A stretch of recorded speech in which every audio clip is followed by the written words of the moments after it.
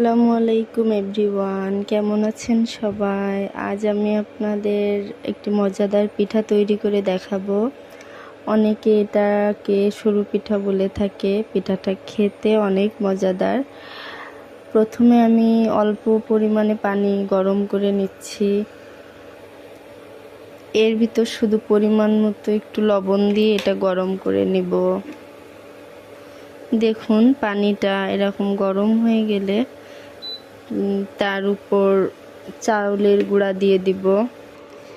এভাবে আটাটা সিদ্ধ করে নেব, তারপর এটা নামিয়ে নেব।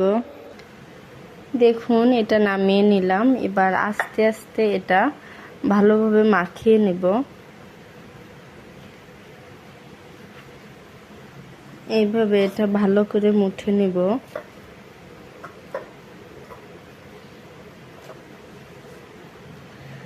তারপর আমি এখানে অল্প কিছু চাউলের গুঁড়া রেখে দিয়েছিলাম, সেটা এই পিঠাতে দিয়ে দিব, যাতে করে আপনার পিঠাটা লেগে না যায়। আর এইটা আমি অল্প করে নিয়ে এইভাবে লম্বা টাইপের করে নিব পিঠাটা বানানোর জন্য। দেখুন পরে আমি অল্প অল্প করে নিয়ে, যারা নতুন আছেন তাদের জন্য এইভাবে করতেই সহজ হবে। অল্প অল্প করে নিয়ে এই যে এইভাবে বানিয়ে নিব।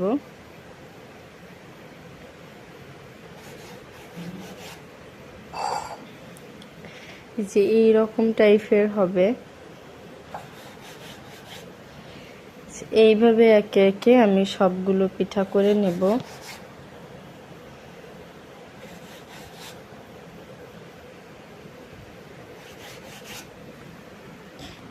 দেখুন আমরা করে নিয়েছি। এরপর এটা রান্না করব। দেখুন আমি এর সাথে 3টা রুটিও করে নিয়েছি আমার বাবুর জন্য।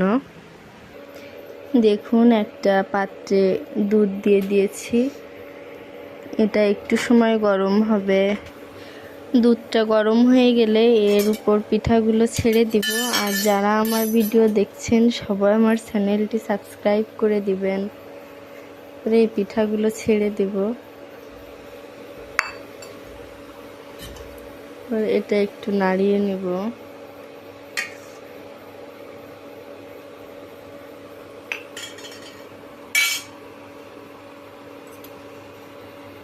পরিমাণ মতো চিনি দিয়ে দিব। আপনারা চাইলে একটু বেশি বা একটু কম দিতে পারেন। এতে কিছু তেজপাতা দিয়ে দিব। দেখুন এটা হয়ে গেছে। এখন আমরা এটা নামিয়ে নিব।